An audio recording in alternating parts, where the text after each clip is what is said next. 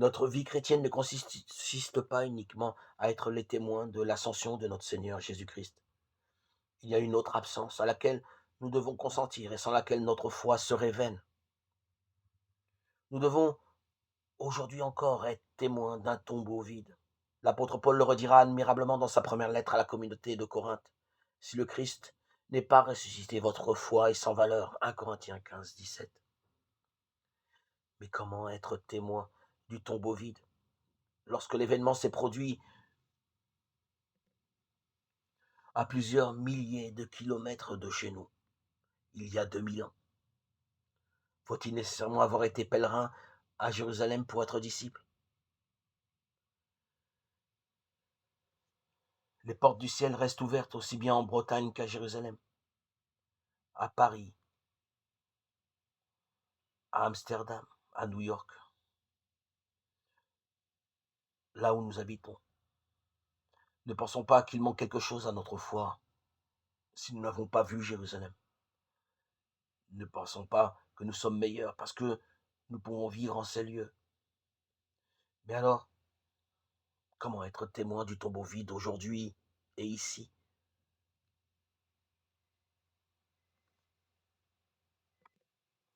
Chaque fois que nous méditons la parole sur ces passages où le tombeau était vide, nous sommes, par notre foi, à nouveau témoins.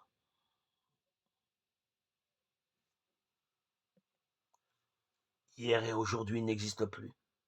Le temps et l'espace n'ont plus de frontières. Nous sommes et nous vivons l'indéfinissable, le tombeau vide. Et notre foi nous permet d'y participer.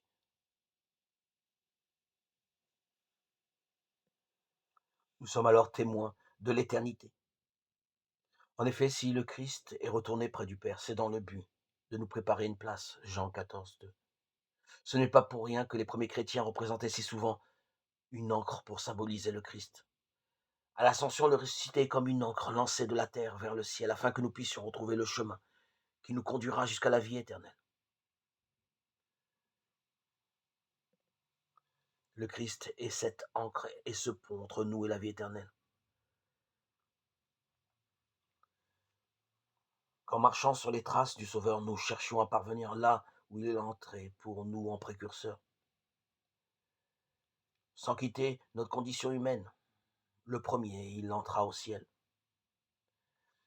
tête de l'Église et commencement de tout ce qui existe.